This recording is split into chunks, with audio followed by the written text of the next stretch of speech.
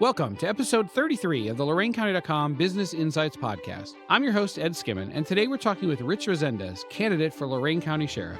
Join us as Rich shares his motivations for running, his plans to improve employee morale, increase deputy numbers for township protection, and address the aging jail infrastructure. He also discusses the role of technology in modern law enforcement and his 42 years of experience in the field. This episode is part of the 2024 Candidate Spotlight Series aimed at providing an additional way to learn about local leaders running for office. Before we get started, I wanted to share a quick disclaimer.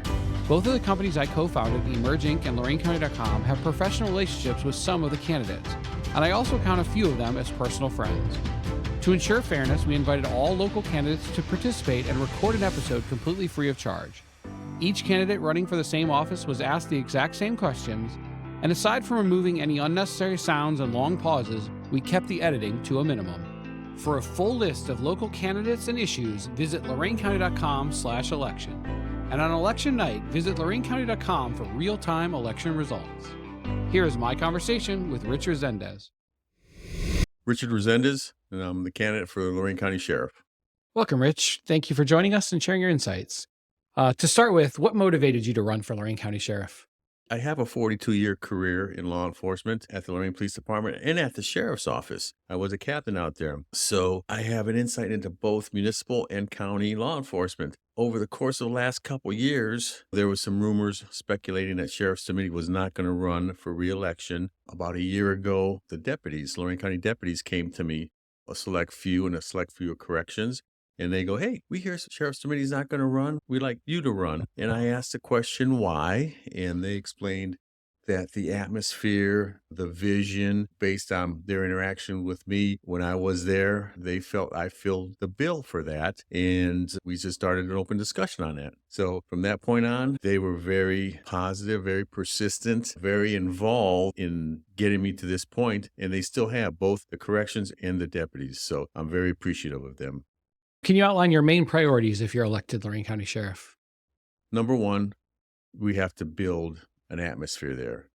You can't build a strong building on a weak foundation. I have deputies coming to me in corrections, 25-year deputies, 25-year corrections, and they're telling me they're looking for new jobs. And I ask them why, and they say the atmosphere is not real employee friendly. So my number one priority is to change the atmosphere. If we change the atmosphere, we'll be able to recruit and we'll be able to retain our employees because that's your biggest asset in any organization. So change the atmosphere. Once we do that, then the two major priorities that I want to accomplish is the township, protect the townships. We still have the same number of deputies that we had 20 years ago. That's unacceptable. We're patrolling Lorain County for the 18 townships with 2-3 deputies, and that's an unacceptable number. So to get funding for more deputies for the townships, the second is the jail's coming. The Lorain County Jail has lived its life. It's just like your house. Eventually, you got to put a new roof on. You have to change, heating, air conditioning. Think about a house that houses 400, 500 family members. It's a big house. So it's lived its life. We're going to build a new jail. It's coming down the pike. How are we going to build it? Where are we going to build it? How are we going to fund it? How big is it going to be, or how little is it going to be? So those two priorities are two tough hurdles to get over, but those are going to be the top priorities. A lot of our listeners are business owners, business managers. How would your election and the implementation of your priorities benefit local businesses? Once you make Lorain County a positive atmosphere, a positive place where you can draw people in. Once you draw people in, that's what businesses want. They're going to flourish if people come to Lorain County. People come to Lorain County based on safety, based on crime, based on programs that the sheriff's office can work with, the city police departments. I do have the pledges of both Lorain and Elyria police departments or police chiefs to work together. They don't have enough guys. We don't have enough guys. So if you put all the pieces of the pie together, you'll be able to accomplish things. And those are programs, again, you draw people into the county, they're going to reside here, they're going to work here, the businesses will flourish. What role do you see technology and innovative practices playing in the future of the Lorain County Sheriff's Department? The biggest technology and the biggest things coming down the pike will be with the jail. The current jail is more of a hands-on atmosphere where If an inmate or a resident of the jail needs to go from point A to point B, they have to be escorted. An officer has to physically escort them to the medical, to booking for a visit. That's labor intensive.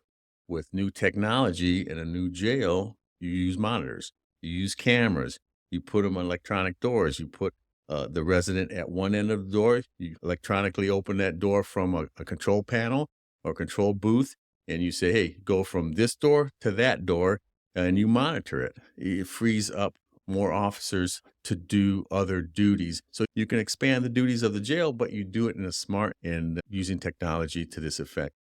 As far as the deputies go, that's always changing. Law enforcement has gone from officers going to the station to type their reports, to get briefings, to do everything, to now literally they work out of their cruisers.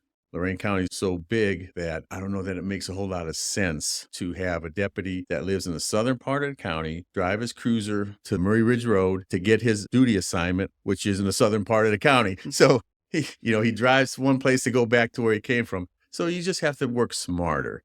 The state patrol, I'm familiar with how they operate. Trooper gets in his car, he logs on a computer, and guess what? He's on the clock, and he can go directly to a call. So you just have to work smarter. You have to use technology, and you have to be able to look forward and just get out of the ways that you do things 20 years ago. If elected Lorain County Sheriff, how would you define success? What metrics would you use to measure your progress towards this success? Surveys and numbers. A while back, I had the opportunity with Chief Rivera, God bless his soul, he passed away. Chief Rivera and I attended a seminar with a former chief of Cleveland PD. And his big message was, you can't manage what you don't measure. If you don't measure your progress, how are you going to manage it? Based on that, I always look at, if we're going to do it, how are we going to tell people how we do it? What numbers are we going to produce? If you encounter a deputy, I know some departments have done it, send out a survey. How are we doing? We're a business. We just don't make money. We're not a money-making business, but we are a business, a customer-oriented service. So we need to know how good we're doing or how bad we're doing. If you're doing good, keep it going. If you're doing bad, why are we doing bad? And you need to change those things. So you always have to get a benchmark of what you're doing. What trends do you see in Lorain County, and how would you like to see local government and Lorain County Sheriff's Office adapt to these changes? The changes are regionalization. There's the days of my island or my little slice of the pie, just staying in my own little area. Those are long gone. In a perfect world, going down the pike, I really would like, and this is an idea that's been tossed around for 20 years, like they did in Miami-Dade, a county police department. Lexington, they did it there. Louisville, they did it there. A county police department. So everybody has the same authority through the sheriff to enforce the laws. And what this provides you to do is obviously equipment. You buy in a bigger bulk, you get a cheaper price. Retention. Let's just say we're here in Avon Lake right now, and you hire a young officer who is a go-getter. Avon Lake's very fortunate. I don't know that, and I'm speaking from an opinion that they don't have a real high crime rate here as compared to Lorain or Elyria, which is fortunate for Avon Lake. So you have this young go-getter here in Avon Lake. If you had a Metro-Dade police department, you take that person and you put them where there's a high crime running, more of young guys policing as compared to you have an individual, an older officer in Lorain, Elyria, and maybe you could put them out in Avon Lake or put them out in Wellington and say, hey, it's a little bit slower. It's a little bit community-oriented. And you get to put the right pieces in the right place. You don't put a square peg in a round hole. You have to put the round holes in the round pegs. That's the idea. That would be a perfect scenario for Lorain County. Let's switch over and talk a little bit about you. What is your background? 42 years in law enforcement. Started with the Lorain Police Department. I started at the Lorain Police Department as a police cadet, a federally funded program, an 18-month program that paid for schooling, it paid for college, and it paid me to work at the police department to see what police work is. That was the start. That gave me the insight into, hey, this is a great job. At that time, it didn't pay a lot, but it was the same job, but you did something different every day. It was an 18-month program. Then Police Chief John Malinowski, we had 7 guys, 7 police cadets. We were very positive with the officers. So the chief said, hey, he didn't want to lose us. He made us the city's first correctional officers for the city jail. So we worked there until we took the police test. We got credit for our police cadet time that allowed us to get some additional points as veterans did at that time. And I was fortunate enough to score number 2 on that list, became a certified officer in 79 and went up through the ranks. I was a sergeant. I was a lieutenant. I worked in the detective bureau. The majority of my time was in narcotics, in the narcotics bureau. But in 2002, Sheriff Stamidi, who was a Lorain policeman in his early days, asked me to come over to the sheriff's office to run the law enforcement division. I talked to Chief Rivera at the time because I worked out of his office, and the chief thought it was a very good opportunity. He encouraged me to take it. I looked at Chief Rivera as his word was gospel, and so I did take the position. I was there for 10 years. 10 years. I subsequently got laid off, worked at the prison, worked at the casino, and the sheriff called me back and said, hey, do you want to work at the drug task force? He knew my background in narcotics. It was like riding a bike. I worked at the drug task force for about 5 years.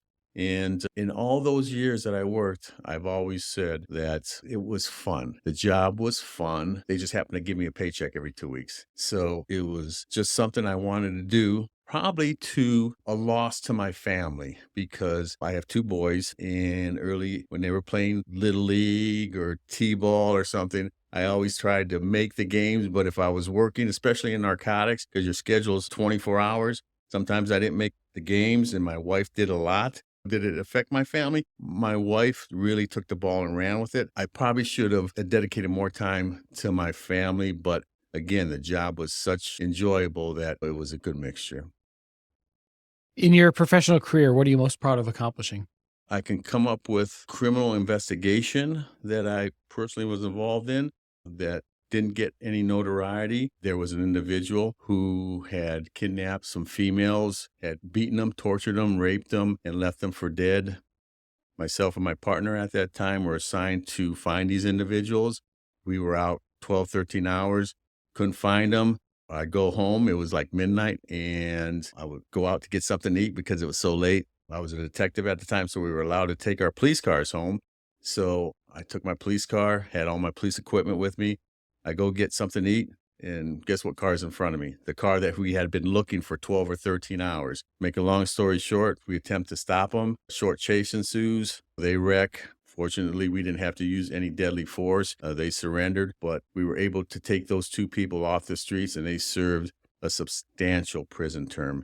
Didn't get a whole lot of notoriety, but it was satisfying because we knew what we'd done was good to the citizens. On the second half of that, Chief Rivera put me in for an award. And in 1997, I was named one of the nation's top 10 police officers in the country. My family, my parents, my in-laws, my wife, the chief of this organization, National Organization of Police Organizations, flew us to D.C.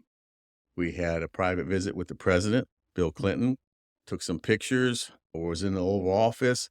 He did a presentation on the Rose Garden, where you've seen him a million times, where the president stands there and the officers are on the back, on the steps. We did that. That was a once in a lifetime recognition. But anything I did, I always like to do things in our community because I lived there. We all lived in Lorain, and it was more satisfying to me, but I always take a pat in the back. Outside of work, what are your hobbies and interests, and how do they help recharge you? I can't wire a house. I can't plumb a water line. I can't do any carpentry, but I spend my time. If I have any vice, my vice is I join gyms. Currently, I have 3 memberships, and I hope my wife's not listening because she only knows about 2. But I go to one gym to lift weights. I go to another gym here in Avon, to EMH, to do some cardio, some running, and I go to a Planet Fitness gym for convenience purposes only. So that's where I blow off my steam. I graduated from the FBI National Academy. Before you go to the National Academy, you have to be in shape. Their big thing is running. So I started running, and to this day, I still like to run. And I call it more of a chug, but I do like to do that, and I'll run 3, 4, 5 miles. So that just gets my mind wandering. Last question. What else should voters know prior to voting in November? I want voters to know me. I want voters to make an informed, educated guess. It's not about party. I'm on the Democratic ticket, but I'm asking voters, vote for the person, not the party. And we're going to be hearing that throughout this upcoming election cycle. Make an informed decision. Your vote is priceless, and you should make it based on qualifications. I ask people, look at what I've done. Look at my qualifications. Look at my opponent's qualifications. Add them up. And if the chips stack higher for me, I'd appreciate your vote. If they don't, then you should vote for the person that does meet those qualifications. And that's all I'm asking people to do, is just look at the candidate, look at what I've done, and make the right choice. Finally, where can people go to get more information on your candidacy and connect with you? Rich Resendez for Sheriff, my webpage, www.resendezforsheriff.com, or I have a Facebook, Resendez for Sheriff on Facebook. Thanks, Rich, for joining us and sharing your insights. Thank you very much. Thank you for tuning in to this episode of the LorainCounty.com Business Insights Podcast. We hope you found this conversation informative and that it provided some ideas that will help your business continue to grow. Please follow us on your favorite podcast platform to hear each episode where we shine a spotlight on local resources that will boost your business. And we want to hear from you. Email ed@loraincounty.com to share your feedback and topic ideas.